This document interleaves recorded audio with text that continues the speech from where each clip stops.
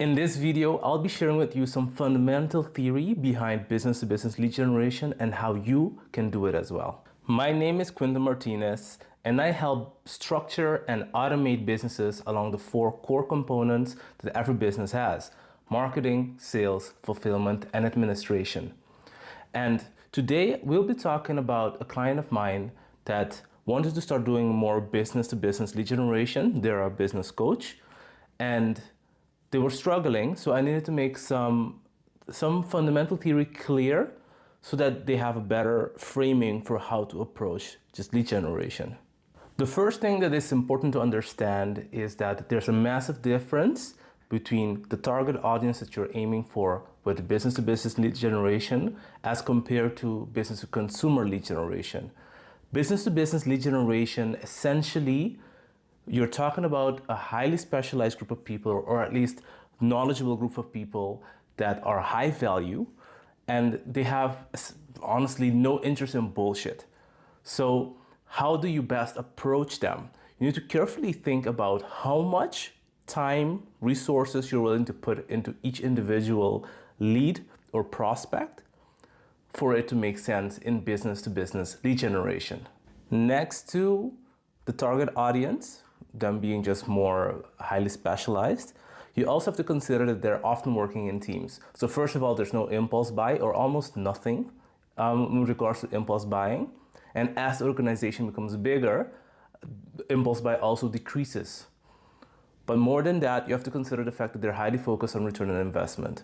A consumer does not tend to make that type of calculation in their head. Imagine somebody that buys a game for, I don't know, $100, or somebody going to the cinemas and spending $50. The return on investment isn't particularly high, but a business person, a specialist, an entrepreneur, they'd be much more focused in what am I getting in return, how much is this going to cost me in time and money, and who are all the other stakeholders I have to involve in order to, take that next step.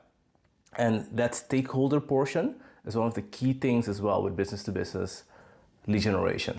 Another thing you have to consider when doing business-to-business lead generation is the fact that there's generally a longer lead time. So there are 2 groups of people essentially, right? People that need your product right now and people that might need your products later. Most of the people your leads that you generate will be people that need your products later. So this necessitates then long-term communication, long-term relationship building, and you understanding what they need.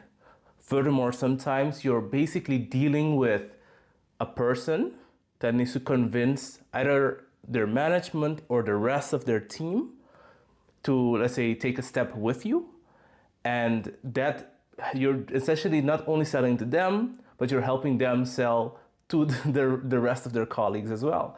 And that can be quite a challenge. So you have to be prepared for longer lead times.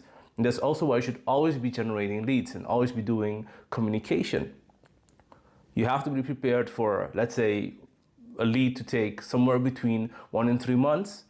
In some businesses, it's even more. I have one of my businesses deal with government that is 1 to 9 months. But you have to be prepared for that longer lead and sales cycle. Another thing you have to really understand is that the marketing channels are quite different. For my client, for example, we essentially are doing none of the bullshit template stuff. Oh, $30 here, buy my template, or follow my $10 course. It's all high value stuff. So, for example, we've designed for her a lead generation funnel that is not dependent on social media advertising. What her job is, and I call her a hunter, she goes into these networking events and she has, let's say, interesting tools on her website that she can share. Let's say she finds a potential coaching client, right?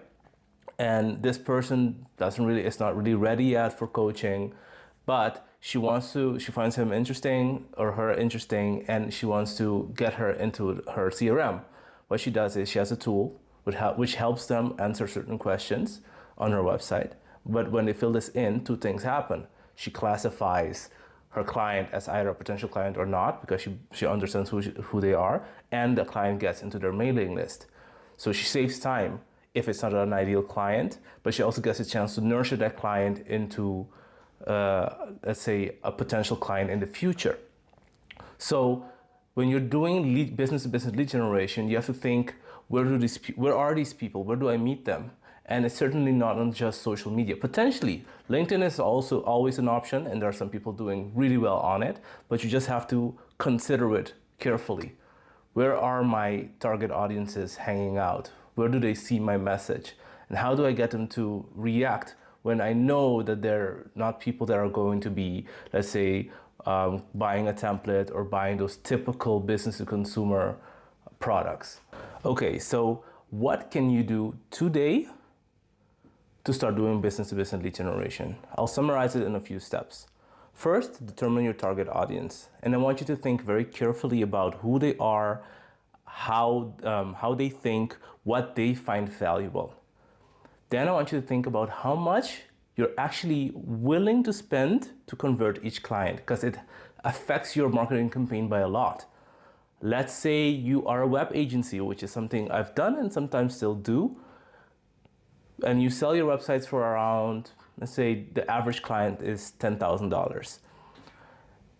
I would say 5 to 10% of that revenue, potential revenue, can be spent in order to convert a business to business lead. Why?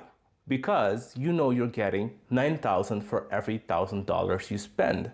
And as long as the cost calculations of your service make sense and you bake this into your price, you can send them bottles of wines, invite them out to dinner. You can go as far as you need to within that budget, within the total campaign that you're running, in order to convert them.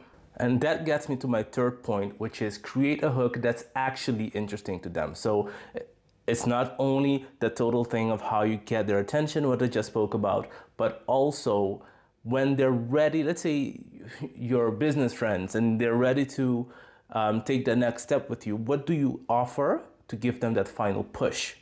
You have to think very carefully about this.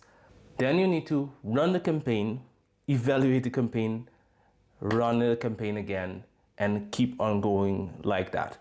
Lead generation is a long-term play. You're building a list that slowly keeps converting into clients. And at some point, you'll know that for every 25 clients that I get into my pipeline, 5 of them at least becomes a client in the next month.